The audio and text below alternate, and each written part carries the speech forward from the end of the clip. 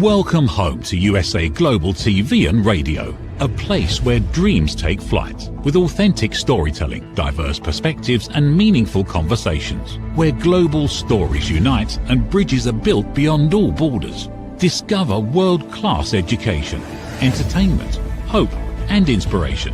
Together, we're building bridges worldwide. Subscribe to our channel, USA Global TV. Download our app, USA Global TV. Be our guest or join our team. Visit usaglobaltv.com. Thanks to our founder and executive producer, Dr. Jacalyn Kerbeck. Music score by Yeffy Tang from Cloud Road Music. Voiceover artist Mike Porter. Creative direction by Paul Garcia. USA Global TV and Radio. Your home for global connection. All rights reserved. This video and its contents are the exclusive property of USA Global TV and Radio. Unauthorized use, duplication or redistribution in any form is strictly prohibited. Have you ever met someone with impeccable manners, but they weren't a very nice person? Or someone who's a little rough around the edges, but they would do anything to help a person in need? It makes you wonder, can you be polite without being good? Welcome to A Woman's Prerogative.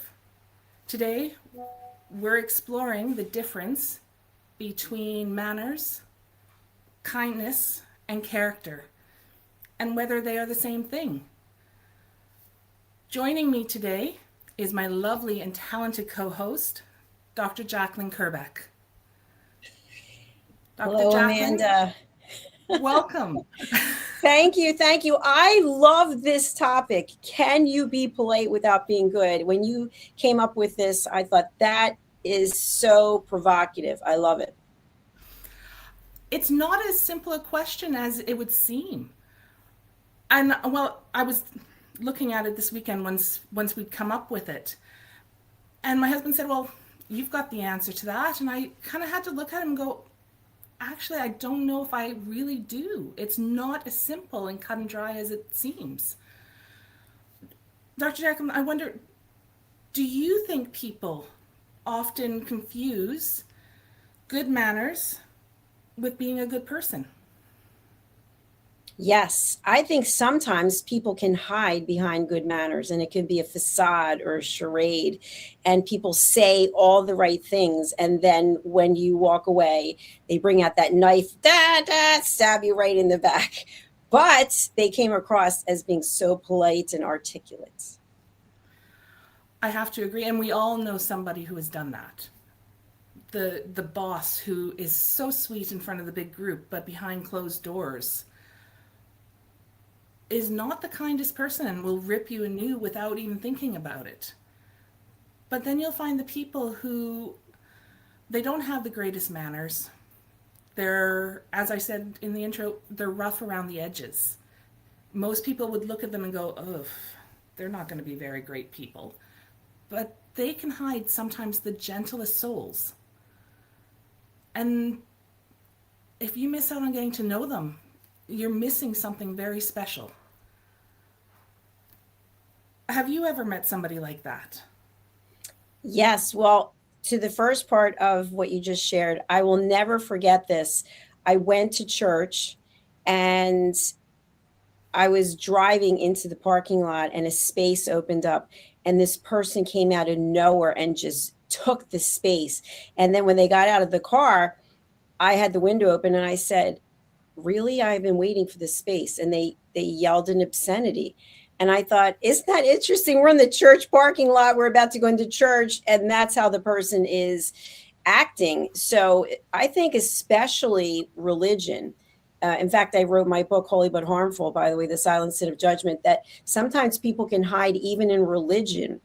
And they can have good manners, but at the same time, they're not practicing what they preach. So I really like when someone just is very upfront about who they are and what you can expect, because then you know who you're dealing with. You know your audience. You know what? It's funny that well, it's not funny. Your church story isn't funny, but I've had very similar circumstances like that, where I'll be going to church and on the way out, somebody will cut you off and they'll honk their horn. I've had people who have gestured not so nicely towards as well, just because they wanted to be first. And I'll drive away then thinking, is this what we're going for? So that we can ask for forgiveness and then come out and be completely mean human beings. And that's not everyone. I was raised by my father and my grandfather were both ministers. And my grandfather would do absolutely anything for another human being. And he, to this day, people remember, when I go back to the church I grew up in, the stories I hear are all about his giant hugs and how he always had time to listen to people and a kind word, and that people loved being with my grandmother because she made them feel like they were part of the family and that they mattered. But I have other members of my family who were also ministers, and unfortunately, if it wasn't about them, then you were an enemy. And if you had nothing to give them or nothing that can promote them, they had no time for you. So it is very much what is under the skin. Kind of, we're all onions, right? The layers. But you do have to look beyond what you see sometimes. And that's not easy to do. Have you ever had that?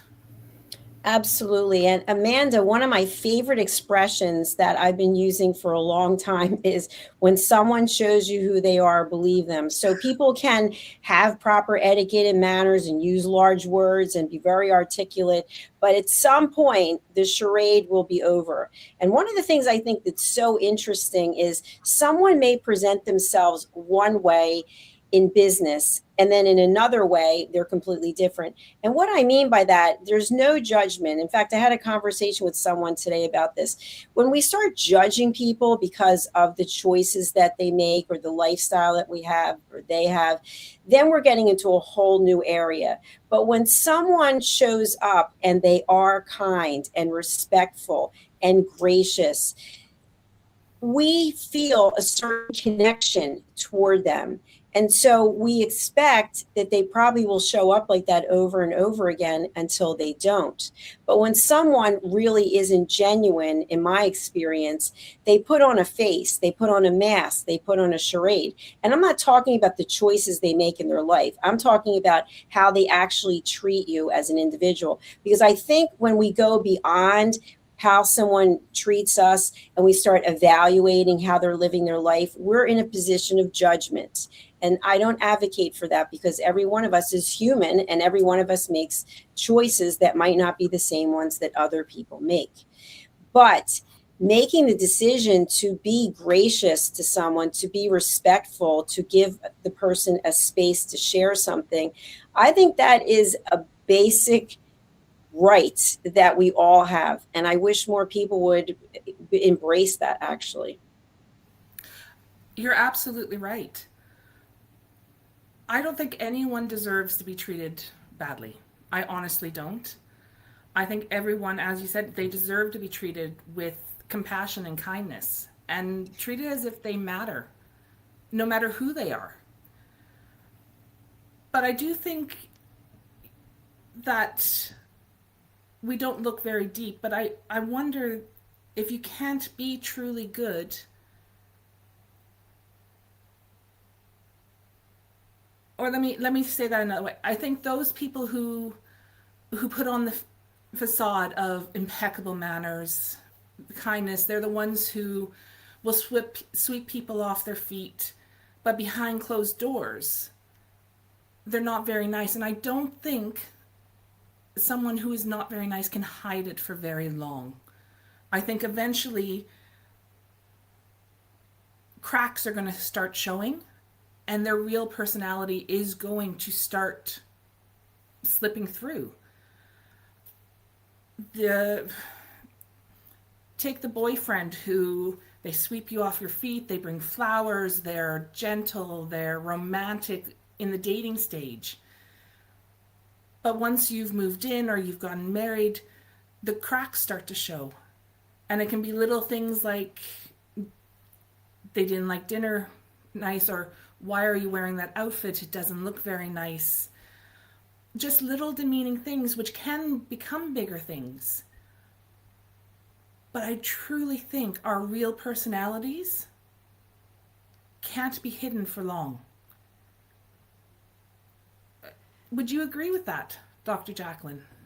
Yes, and I'll tell you why. I think because our emotions start manifesting and showing themselves. Take, for example, if you are tired, you have a very short fuse, and it is difficult to hide how you're really feeling. Or if you are not feeling well, you feel run down, you feel sick, or you have just had some bad news, or maybe somebody you broke up with you, or something in your life didn't turn out the way that you thought it would. If you are not in control of your emotions, those emotions really manifest and come out. And then being nice and respectful to someone else is usually the first thing that goes out the window. And to your point, when you were just talking about getting into a relationship with someone and they've been one way and now you're in a committed relationship and they're another way, that happens a lot. And there is a name for it, which I'm not going to use, but it's because the person has a certain level of charm and charisma, and they basically reel you in. And then once they get you, they drop all of that. And what I've experienced, because I went through it myself, is basically a lack of self-esteem, a lack of worthiness, and just feeling like instead of being 5'3", I was 3'9". You just start shrinking and shrinking. And so now I know what the patterns are, I know what the signs are to look for, because many times people will be so overly interested and nice and just want to know everything about you. And it comes to a level where it's suspicious. It's overkill. And so we have to be careful, in my experience. Dr. Jacalyn, thank you for sharing. And I'm so sorry you had to go through that. I grew up very similar to that. And it still amazes me to this day that nobody knew what was going on in my household. Right? People would see the image that we gave and they would think everything was grand. But that kind of control, that kind of abuse, it leaves a mark on you. And sometimes that, as you get older, as you become an adult, that comes through as a lack of confidence, as you said, and doubting yourself. And that when that comes across to other people, sometimes they read that as a weakness and they judge you for that, and they don't think that you're a good person because you second guess what you're about to say, or you don't trust. When somebody's being very kind to you, you instantly go on guard and become suspicious of what are their motives. And we have to be aware that people come from many different backgrounds, cultures, traditions, religions, and that shapes who they can be and how they're going to approach situations and introductions. And I honestly think we are so quick to judge that we don't take the time to actually get to know the person who is in front of us. And I'm not sure if there's a right answer on how to fix that other than having some patience and asking questions and taking that time to actually listen to them and see who they are for themselves. What would you recommend as a way to overcome some of those traumas and that are left from those situations? The first thing I think is that we judge ourselves. I've shared many times I was raped, And I had gone off with a guy who was older than me, and I was in a bar. That's where he worked. I was underage. And of course, afterwards, I was told it was my fault because I was underage and I shouldn't have been there, which is very true. But for so many years, I just beat myself up because I just kept saying it was my own fault. And I truly believe that that's how I ended up with ulcerative colitis, because when you keep those kinds of feelings in and you feel like you've been judged by family and friends, and the first thing you have to do is you have to forgive yourself. And you have to forgive the other people who were involved. And sometimes the other people have already passed away. And so you have to make peace with it, because it's so interesting. I was just sharing this with someone today. I watched this movie last night called The Substance with Demi Moore. I don't even know how, because I don't watch TV. I turned the TV on and somehow this came up. And I thought, I don't know what this is. It looks weird. And I ended up watching it, except for the last 20 minutes, because it was so dark. I couldn't watch the last 20 minutes. But what I took away from it was, without giving any information about this program, is that we are, as humans, we're not perfect, but we're split down the middle sometimes, meaning that we love certain things about ourselves and we hate certain things about ourselves, or we can't stand certain things about ourselves. And it's almost like we're two different people, but we're only one person. And if we keep giving airtime, so to speak, to that part of us that we can't stand, that it overshadows the part of us that we love, then our quality of life is not as good as it could possibly be. So what I feel is, when we haven't done our shadow work, or we haven't done our personal professional development, we're very likely to judge other people, because there's something within us that is unresolved. And when we see someone else's situation, it evokes certain feelings in us, mainly fear and negativity. And going back to what you said, and then I'm going to turn it back over to you. Sometimes people have things that have happened to them. They have it locked up so tight and deeply inside them. They are terrified that someone will find out what they've gone through or how they're feeling. And so when they meet someone who might have a similar situation or something that reminds them of it, they immediately go on the offensive and they start judging the other person, because it's reminding them of something in their own life. Wow. Dr. Jacalyn, It's a lot, I know. You completely blow me away. And I love everything you've just said. And I can't agree more. I think people fear what they're not willing to face. And almost no one wants to face the things that scare them or make them feel insecure or uncomfortable, because they would have to take a really deep look at why. And I love the two halves. That reminds me of the yin. Is it the yin and the yang? Yes. That everyone has good and they have bad. And that takes me back to something you said much earlier in the conversation about how when you're sick or you're tired, had a bad day, having to control the emotions so they don't come out wrong. And I'm guilty of that some days. My poor husband and children. If I'm not feeling well, I'm tired, or I get really stressed out, sometimes, not all the time, but sometimes, and my husband is probably laughing while he watches this, that doesn't always manifest itself in the most positive way. But the moment it comes out, it's like I go, oh my goodness, what have I done? Why have I done that? And I feel guilty almost instantly. And I apologize and I apologize, and I know I can't take it back. But my kids will usually go, Mom, we know you didn't mean it, because it doesn't happen often. It's okay. And I'll go, no, I need to learn from that. But some people don't, and they don't think there's anything wrong with lashing out and hurting people. And that's not okay. But what do you do about people when you run into people like that?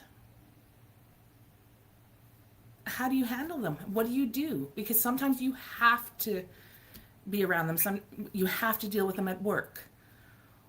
Or I worked in education for a lot of years, and sometimes you had a parent that loves to push their weight around, or not very nice, but you have to put on your smile and go, okay, I've got this, and treat them as you would anyone else.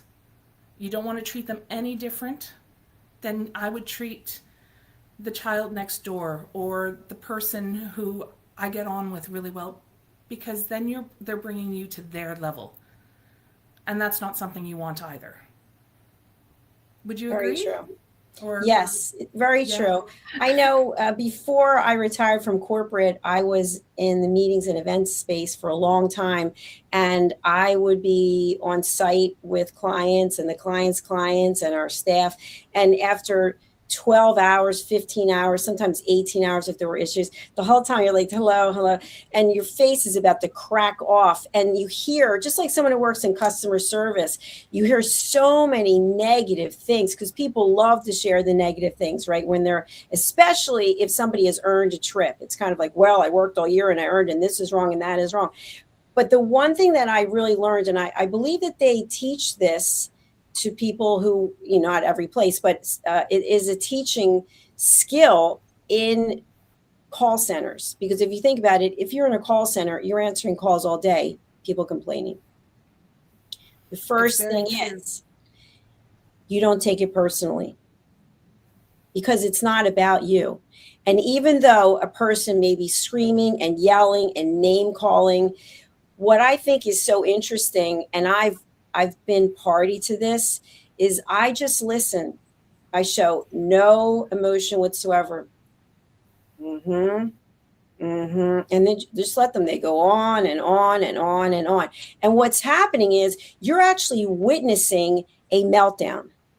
The person is having a complete and utter meltdown. And at some point, if they have a conscience, they are going to be horrified at their own behavior. But if you engage, then it's like when I talk about starting a fire, and the fire needs oxygen to breathe. So if you're breathing and you are facilitating a back and forth with them, that argument is going to get higher and hotter and louder.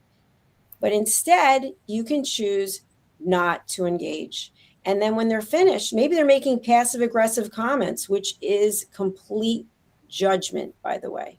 When someone says, oh, I was only kidding. They weren't kidding. They meant it. They meant it. But how you receive the information and what you do with it is up to you. So for the topic today, can you be polite without being good? Absolutely.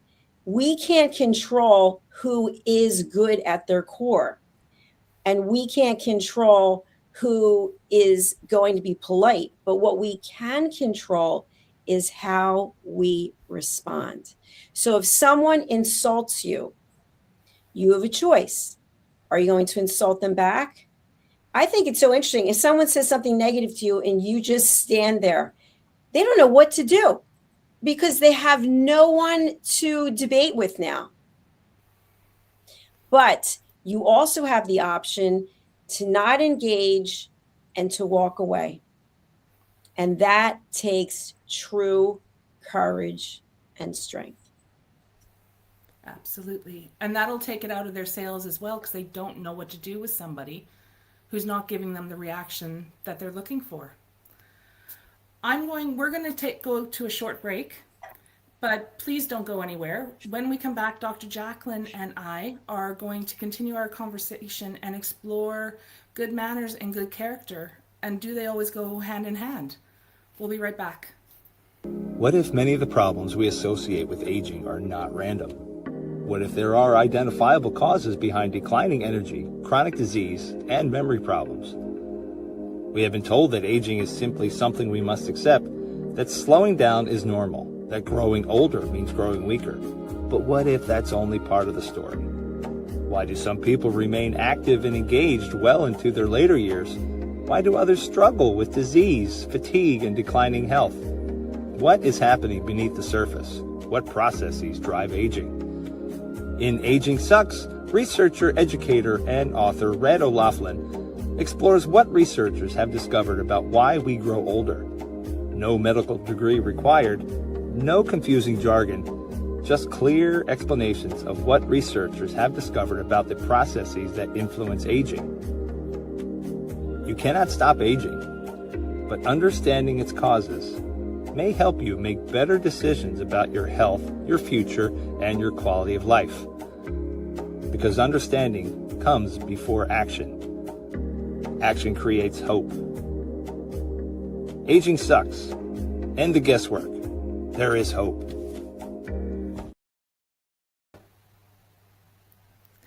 Welcome back to A Woman's Prerogative. I've had the honor of reading Red's book, and I would highly recommend it to anyone who would like to take the guesswork out of aging. Today, we're asking the question, can you be polite without being good? Before the break, we were talking about the difference between manners and character. And it made me think of something else. But before we get into that, I'd like to bring back my lovely co-host, Dr. Jacalyn Kerbeck. Hello, hello, hello. By the way, I don't think our audience knows where you and I are located. Where are you right now?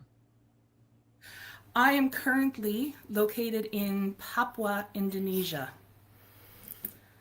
Little island attached to the same island as Papua New Guinea, but I'm on the west side. And I'm in New Jersey in the United States. So I just think it's so amazing that we can be in different parts of the world. It's morning there, yes? It is. I'm not going to say bright. It's kind of windy, which is odd for here. But we've had a morning rainstorm. So everything is a little overcast and wet. So it's Tuesday there and it's Monday here. And I think that's really kind of amazing. So Amanda, when we were talking in the first part of the show about can you be polite without being good, I think we came up with the mutual consensus that you can be polite and not necessarily be good, and you can be good and not necessarily be polite. So what I'd like to know, you have a lot of experience with etiquette and manners, and actually the next program is called The Social Edge, and this is your flagship show. I'm very excited about this. So what would you say if you were actually going to be holding a training and this was the topic? I would absolutely encourage everyone to always be polite. But I would, and I often do, I remind people that the basis of good manners and etiquette is remembering it's all about what I can do for the other person. Right? It's the golden rule. Do unto others as you would have done unto you. What can I do to help them? And I have had people come back and go, oh, well, I can be nice to them, but what am I getting out of it? And I'll kind of go, okay, let's look at that. If you do something for someone and you expect it back, is that an act of kindness? Or is that a way for you to get something out of it, no matter what happens to the other person? I love working with children because they're like sponges and they just want to learn everything. And you can teach them how to go out and be kind to people, to help people, to hold that door, to compliment somebody on what they're wearing or how they're looking that day and mean it. And I think being a good person comes down to those things. It comes down to the kindness that you show, the respect that you give people, and being able to treat people as if they mean something and not expecting something back. Dr. Jacalyn, you speak to a lot of people about listening, and you're always trying to educate people. What is something you would tell them on that subject? I think the first thing is they have to be open to receiving information. Not everyone is. And that's another thing about being polite. There can be circumstances where someone will act like they're interested. And I see this a lot in business. In order to get your attention, someone might act like they really are interested in what it is that you do. And then when you ask something of them, even to listen or engage, the whole situation changes because they had something in their mind, which is what they wanted. And that's why they were engaging in the first time. And if they don't feel like they're going to get it, then that changes the dynamics. So I feel like when we are at peace ourselves, when we have chosen not to live a life of drama, then we have more space to receive information, to receive feedback. And that in and of itself, to me, is the catalyst for then helping other people. If we feel like the whole world is about us, or that we've been wronged, or that we're a victim, we spend so much time in negative emotions that we don't really care about etiquette and manners. We don't care about walking in someone else's shoes. But when we have a completely different mindset, then all of those things resonate. And that's actually what we're doing here on this television network. Every person who's here has similar interests, that we are creating a legacy of education. And for people I've met with who are like, well, can I get rich doing this? And I tell them right away, I don't know. I don't have the answer to that. I'm not getting rich by doing it, but I am rich in here from doing it. And then that person might say, well, this isn't for me. And it's the same thing. If somebody's out for the bottom line, the dollar, then their interest may only be in what puts money in their bank account. What are your thoughts? You know what? My thoughts are that I agree with you 100%. And unfortunately, we can't change people. They have to want to change themselves if they're one of these people that have the bad attitude or only think of themselves. They have to make the choice to reach out to other people and make it about more than just themselves. And that goes back to what we were talking about before the break, that can be scary. And we've covered that in a couple of our past episodes as well, that change is terrifying. But rewarding. You mentioned all the people that are involved in USA Global, our community, and they are some of the most amazing people that I've ever seen work or met, because they all want to help people.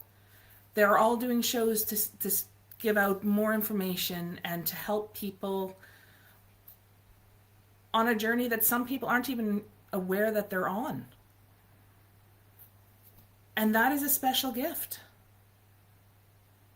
And honestly, Dr. Jacalyn, on behalf of all of us, thank you for doing that. And I'm not sure if anyone's ever said that to you, but thank you. Well, thank you. I appreciate it. I really do. Because it would be very boring if it was just me here day and night. In fact, that's how I started out. I was doing 10 shows a day, standing for all of them. And I thought, I can't believe anyone's actually tuning in to hear another show with me on it. fascinating shows, and I would highly encourage the viewers, if they haven't had the chance to go and explore the USA Global TV and Radio website, to please subscribe to our 2 YouTube channels, USA Global TV and Radio and Dr. Jacalyn Kerbeck, and take the time to explore some of the other programs as well that are on, because besides the Woman's Prerogative and the soon-to-come Social Edge, there are some wonderful programs, and you'll learn a lot, and they'll help you grow as well, which is what we're discussing today, is growth, whether you can grow to be a good person or not. But Dr. Jacalyn, I was thinking over the break, I was thinking about the things that we had discussed, and I had a thought. And, well, I was thinking that are good manners something that we're taught? Well, and character, is that something that we develop as we get older? And I was thinking about it while we were running the commercial, and I have a very mixed opinion on it. I honestly believe that we're born fairly selfish. I think as babies, I'm not sure what babies think about, honestly, but I almost guarantee it's not about the people around them, right? When when we're hungry, when we want to feed, when we're uncomfortable, when we need a diaper change, that's what we're thinking about. And even as toddlers, we're looking at the world around us, but from our own way of thinking, it revolves around us. But I think as we grow, a lot of our values are shaped by the people we come in contact with. Our parents, our grandparents, our friends, our teachers, and through them, we learn what's going to shape our character. I'm hoping from most, we learn kindness and empathy and respect, and often the manners that we are going to display for people. And I think that all comes into building our character. But having said that, I know that it's not as straightforward as that seems. There are people who have been raised in loving, caring homes that somehow don't make choices that reflect the values they were taught. But also there's people who grew up in difficult circumstances, who became incredibly hardworking and generous, compassionate adults. So while I think our upbringing plays a significant role, I don't think it tells the whole story. And at some point, I think we do have to take responsibility for our own choices. Do you think that there comes a point, Dr. Jacalyn, that in our lives, we can no longer blame our choices on our upbringing or things that have happened, and we have to start taking our own responsibility for who we are? You read my mind. Absolutely. Absolutely. Because it's very easy to blame someone else or something else for where we are today. But the truth is, and I've said this quite often, that as long as there's air in our lungs and our mind is working, our body's working, and we can make conscious choices, that we get to choose something different. And if we grew up with etiquette and manners, we still are the ones who have to choose to demonstrate them, to embrace it and bring it into our life. And if we didn't, and we witnessed something that was completely the opposite, we have the ability to choose a different way. But when we're always standing on, if you think about standing on a platform, which is, it's his fault, it's her fault, my parents didn't do this, my spouse didn't do that. No, it's you. You have a choice to make. And so every day we make, I don't know how many decisions. I forget what the data is, but the number of conscious decisions and choices that we make. So we're the only ones who are accountable. And I think, again, when we work on ourselves and we hear someone blame something on someone else, we know right away, no, that's on you. We don't say anything, but we know you've got to do the work. And once you do the work, what I found is that it's very freeing, because it's almost like for so long you have this package of anger towards someone or something because they didn't give you what you needed. And maybe what you needed was love. Maybe what you needed was respect. Maybe what you needed was to be seen, and they didn't give you that because maybe nobody gave them that, or maybe something happened in their life that they just decided they were going to be bitter and angry. But you don't have to make that choice. And what I say is give them grace, because they probably did the best they could do with what they know or what they knew. And again, it comes back to, until you're in someone else's shoes, you don't know what that situation feels like. And you make the choices that you make, whether it's from having all the information and processing it, or maybe it's from a complete emotional state. And when we are passing judgment on other people, in my opinion, that is not etiquette and manners. That is basically being in a low vibrational place as a human being and saying, you know what, I can't give you grace. I can't. And by the way, there's horrible things that happen in life. And you read these stories that someone killed a person's family member, and they're in the courtroom and they say, you know what, I forgive you. Because if you don't forgive, you drag it around with yourself. It's like that bag of bricks. And until you put that bag of bricks down, you're never really free. So you think you're holding the grudge and all that anger towards someone else, but it's actually going in towards you, because that person's not living with it every day. You are. I just got an image. I love Christmas, and one of the movies my family watches every Christmas Eve is a version of the Christmas Carol. And while you were explaining the whole bag of bricks and pulling you down and how it'll eat, I got this image of Scrooge being visited by his old partner with all the chains from life weighing him down because of what he thought was important and what he couldn't let go. And that, Dr. Jacalyn, that was an extremely powerful thought. Because well, thank you. Right. What I remember about Scrooge, and I think it was the cartoon one that I was watching, is that he wanted to be loved. He wanted to be included. He wanted to feel like he was part of a community, and he didn't have that. So he acted out basically because he was lonely and he felt rejected. And that's what happens. We all have a need to be loved.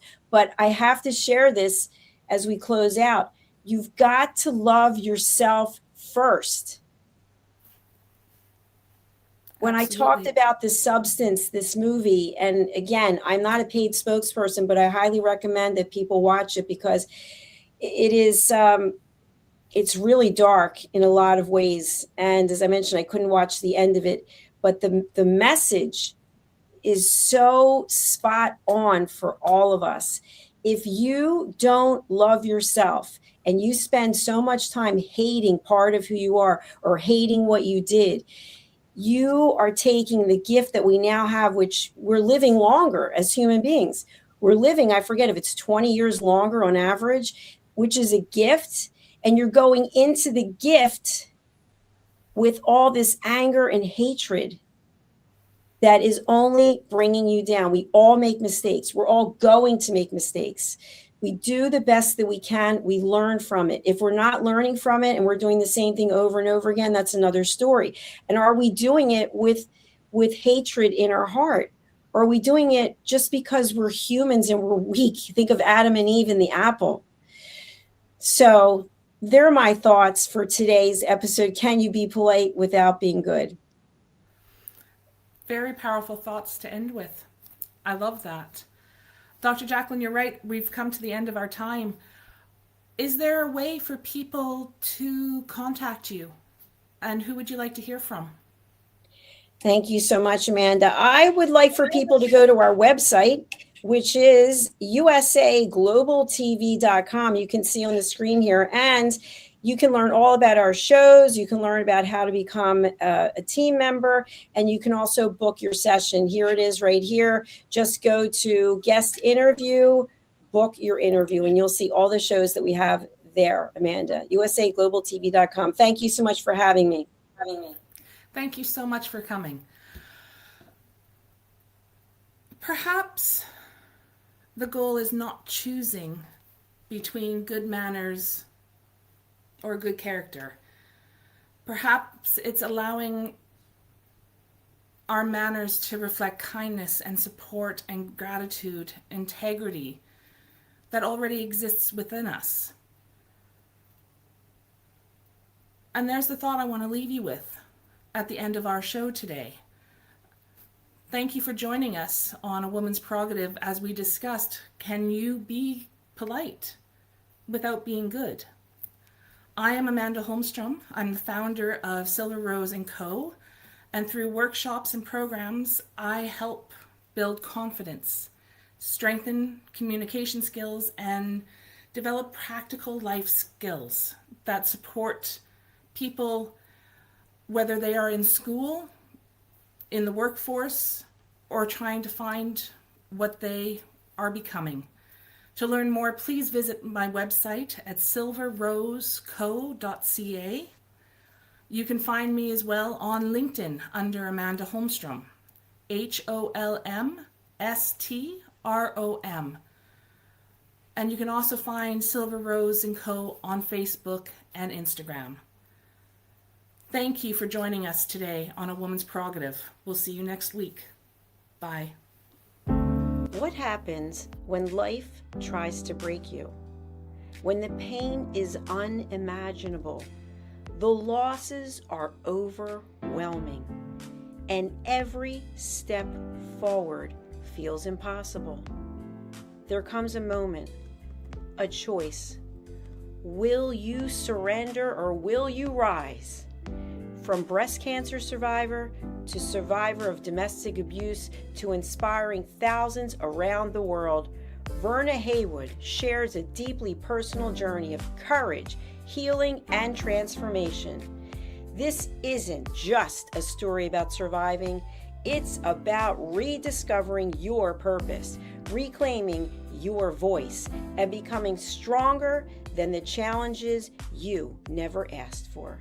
Discover Unstoppable Resilience, Heal, Rise, and Reclaim Your Power by Verna Haywood.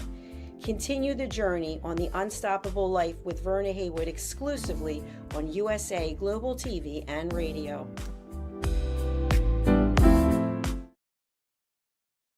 Thank you, viewers and listeners of USA Global TV and Radio, for joining us today. We're honoured to have your time and attention as part of our global community. At USA Global TV and Radio, we believe in the power of authentic conversations, meaningful connections, and creating a world of possibilities together. Want to be part of something bigger? Join our team of elevated listeners at usaglobaltv.com, a space where your voice matters and your ability to listen transforms relationships. Stay connected with us across all our platforms for thought-provoking discussions, expert insights, and empowering stories. Subscribe to our channels at youtube.com/c/usaglobaltv. Follow us on social media and explore the endless opportunities we're creating for growth, learning, and inspiration. Together, we're not just broadcasting, we're building bridges and changing lives one conversation at a time. For inquiries, contact us at info@usaglobaltv.com. Produced by Executive Producer and Director Dr. Jacalyn Kerbeck. Voiceover by Mike Porter. Creative Direction by Paul Garcia. All rights reserved. Visit usaglobaltv.com to view our full terms and conditions.